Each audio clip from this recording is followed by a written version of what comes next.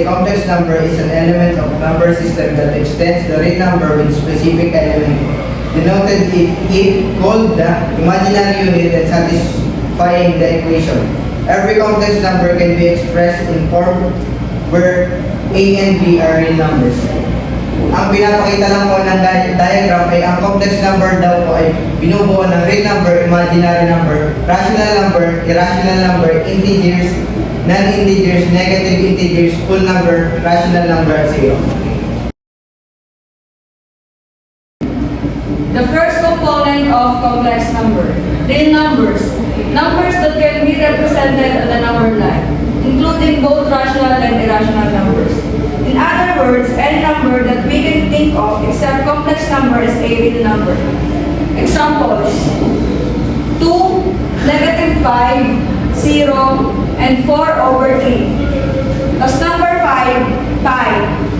Kaya siya naging irrational kasi ang pinaka-equals ng pi ay 3.14. Ito, 3.14. The next one, imaginary numbers. Imaginary numbers are numbers that can be written as a multiple of the imaginary unit I, where I is the square root of -1. For example, 2i, ang nag-represent dito ng imaginary numbers ay ito, the letter I. Second one, -3i. Third, 0.53i. Fourth, -7i. And the last one is 4i. Rational numbers, the set of numbers that can be expressed as the ratio of two integers, where the denominator is not zero. Example, 2/3, -5, which is -5/1, and 0.25, which means is 1/4, and 7/8, and 3, which means is 3/1. Integers, whole numbers that can be either positive, negative, or zero. No fraction or decimal. Example, -3, 0, 7, -5, 42.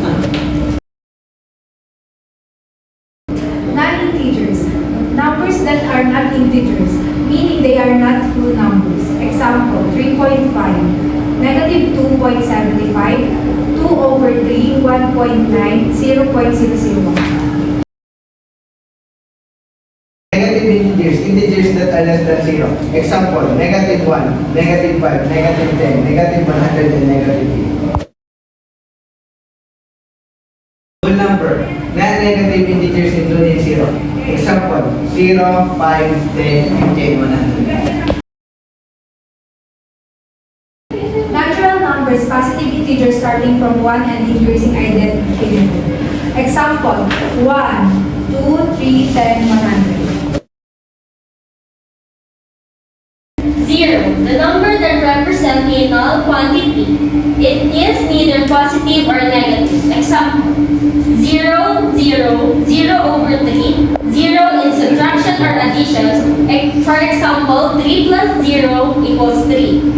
0 in multiplication, for example, is 0 times 10 equals 0. Properties of addition. The commutative property of addition states that the two real numbers can be added in any order to get the same result. If A and B represent real numbers, then A plus B is equal to B plus A. Examples: 3 plus 5 is equal to 8, 5 plus 3 is equal to 8, 15 plus 8 is equal to 23, 8 plus 15 is equal to 23, 7 plus 6 is equal to 13, 6 plus 7 is equal to 13. The associate property of addition illustrates that it doesn't matter how we group or associate numbers in addition. If A, B, C represent real numbers, then open parenthesis A plus B plus C, tapos pabalitan natin equal A plus open parenthesis B plus C.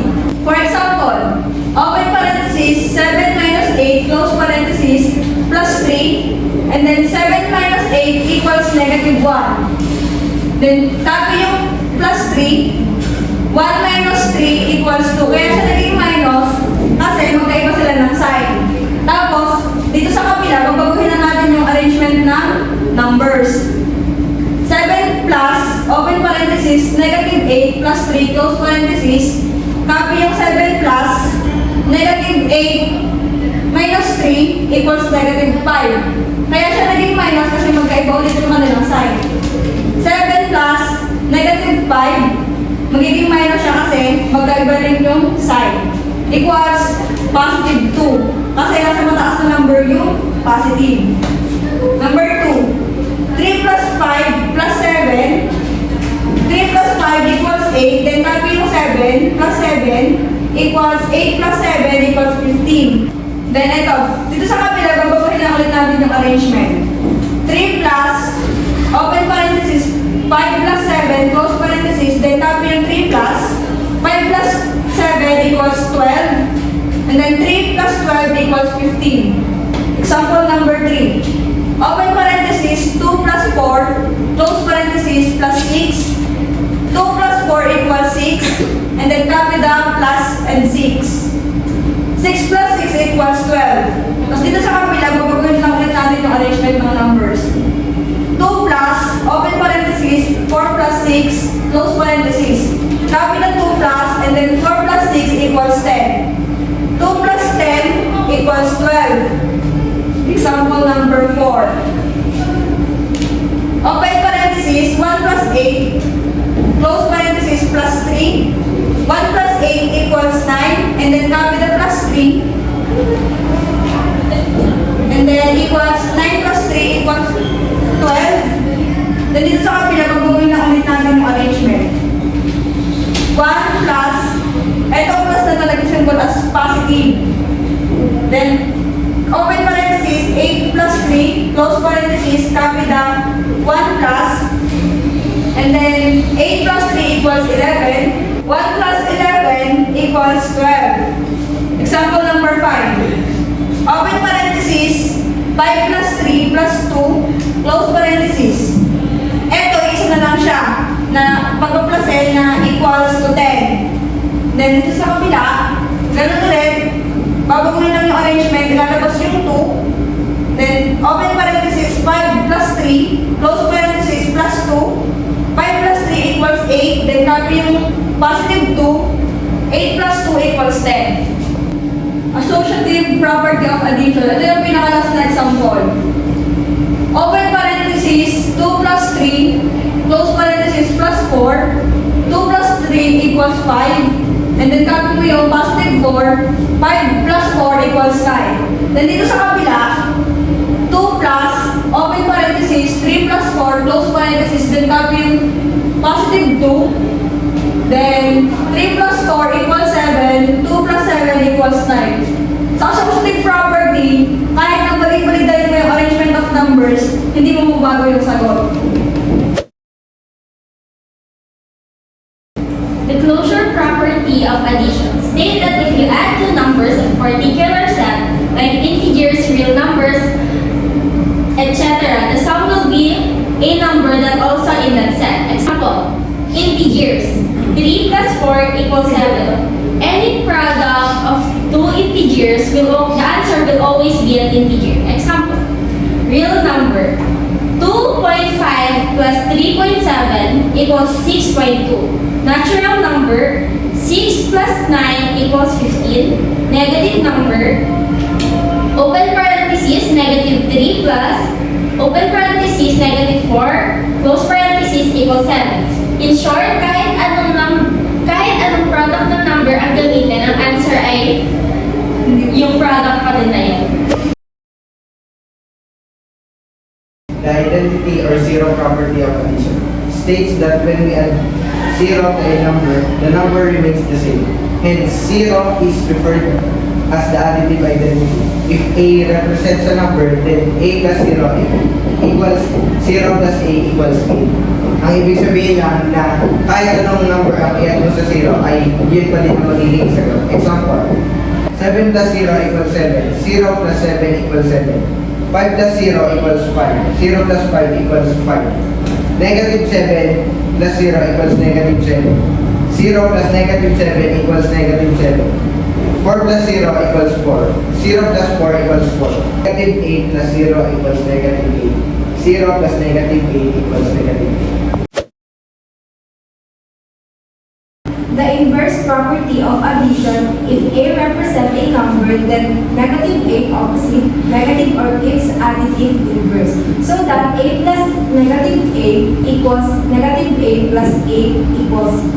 Example, 7 plus negative 7 is equals 0. Parehas silang numbers, so ika-cancel sila. So magiging sagot nila ay 0. Negative 7 plus 7 is equals 0. 5 plus negative 5 is equals 0. Negative 5 plus 5 is equals 0. 3 plus 3 is equals 0. 3 plus negative 3 is equals 0. 8 plus negative 8 is equals 0. Negative 8 plus 8 is equals 0. Negative 10 plus 10 is equals 0. 10 plus negative 10 is equals 0. Properties of multiplication. The commutative property of multiplication is one of the components of properties of multiplication. The commutative property of multiplication states that the two real numbers can be multiplied in any order to get the same result.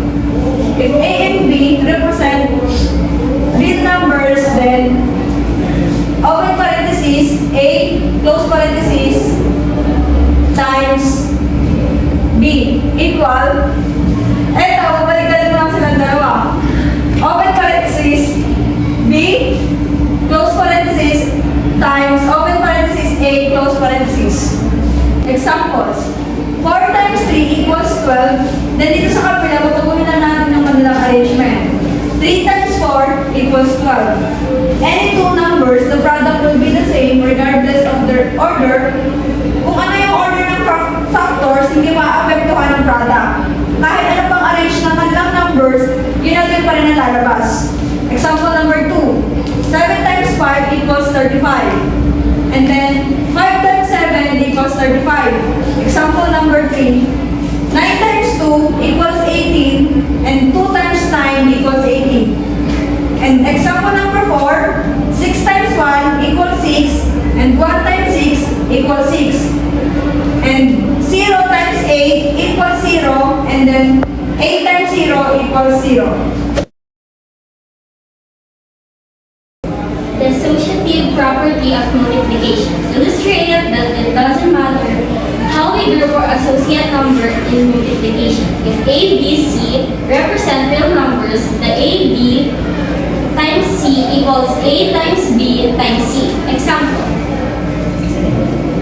2 times negative 8 times 3. Uunahin natin yung nasa loob ng bracket. 2 times negative 8 is negative 16. And copy the number equals negative 14. And sa kabila naman ay papalitan lang natin yung nandito. Ililipat natin sa nasa loob ng bracket yung negative 8 and 3. Bring down the number 2 and negative 8 times 3 that equals to negative 24. 2 times negative 24 equals to negative 14. Number 2. 2 times 3 is 6. Bring down the 4. 6 times 4 is 24. Ganun din yung gagawin natin. Yung nasa loob ng bracket, yun din ang uunahin natin. Dito naman is papalitan ulit natin ang nasa loob ng parenthesis. 2 is i-bring down natin yung 2. 3 times 4 equals 12. 2 times 12 equals 24. Number 3. 5 times 2 is 10. Bring down the 6. 10 times 6 is 16. Papalitan lang ulit natin nasa loob ng bracket. Bring down the 5. 2 times 6 equals 12. 5 times 12 equals 16. Example. 4 times 3 equals 12. Bring down the 2 equals 24. Papalitan na ulit natin nasa loob ng parenthesis. Bring down the 4. 3 times 2 equals 6 and 4 times 6 equals 24. distributive property of multiplication demands multiplying a number to every number inside the parentheses, then combine the result by addition. If A, B, C represent real number, then A multiplied by B plus C equals B plus C multiplied by A. First, solve the equation is inside the parentheses. 3 plus negative 8 equals negative 5. Then bring down to positive 2 multiplied by negative 5 equals negative 10. Tapos dito naman, yung multiply ang nasa labas ng parenthesis sa nasa loob ng parenthesis. 2 multiplied by 3 equals 6. 2 multiplied by negative 8 equals negative 16. Tapos pag-aanin. 6 plus negative 16 equals positive 10. 3 equals 9. Bring down 3. 3 times 9 equals 27. 3 times 4 equals 12. 3 times 5 equals 15. 12 plus 15 equals 27. Tapos ay 6 plus 8 equals 14. Bring down to 2 times 14 equals 28. 2 times 6 equals 12. 2 times 8 equals 16. And 12 plus 16 equals 28. 10 minus 4 equals 6. Bring down 5. Then 5 multiplied by 6 equals 30. 5 multiplied by 10 equals 50. And 5 multiplied by 4 equals 20. 50 minus 20 equals 30. 11 minus 6 equals 5. Then bring down 4. 4 multiplied by 5 equals 20. 4 multiplied by 11 equals 44. Then 4 multiplied by 6 is 24. So 44 minus 24 equals 20. The closure property of multiplication states that the product of any two real numbers is also a real number. Example, 4 times 5 is equal to 20. Pag nag-multiply ka ng dalawang numbers from a specific set, their result will always be same set. 2.5 times 3.1 is equal to 7.75. 7 times 3 equals 21. Negative 2 times negative 4 is equal 8. Kaya naging positive yung 8 kasi pinag-times yung negative 2 at negative 4. The identity property of multiplication. The identity property of multiplication illustrates that whenever we multiply a number by 1, the product is the same number. If A represents a number, then A times 1 equal 1 times A equal A. Example, 7 times 1 equals 7, then dito sa kabila, babagoy na natin yung arrangement ng numbers. 1 times 7 equals 7. Ang ibig sabihin ng identity property, na kapag nag-multiply ka ng any number sa 1, hindi magbabago yung product. In other words, 1 is the multiplicative identity because multiplying any number by 1 does not change its value. Example number 2, 5 times 1 equals 5. Then dito, ganun lang ulit, babagoy natin ang arrangement ng numbers. 1 times 5 equals 5. Example number 3, 7.25 times 1 equals 7.25. 1 times 7.25 equals 7.25. Example number 4, 0 times 1 equals 0. Then dito sa kabila, ganun lang ulit. 1 times 0 equals 0. Then example number 5, 100 times 1 equals 100. And then 1 times 100 equals 100. Zero product property of multiplication. If A represents a number, then A times 0 equals 0 and 0 times A equals 0. For example, 7 times 0 equals 0 and 0 times 7 equals 0. 5 times 0 equals 0. 0 times 5 equals 0. Negative 4 times 0 equals 0. 0 times negative 4 is 0. 100 times 0 is 0. 0 times 100 is 0. Negative 3 times 0 equals 0. 0 times negative 3 is 0. If the product of two numbers is 0, then at least one of the number must be 0. Property of multiplication. If A represents a non-zero number, then A multiplied by 1 over A equals 1 over A multiplied by A equals 1. Example, 5 multiplied by 1 over 5, cancel 5 equals 1. Negative 3 multiplied by 1 over negative 3 equals 1. 0.2 multiplied by 1 over 0.2 equals 1. 7 multiplied by 1 over 7 equals 1. 4 multiplied by 1 over 4 equals 1. We are the group 7 and we discuss about the real number system.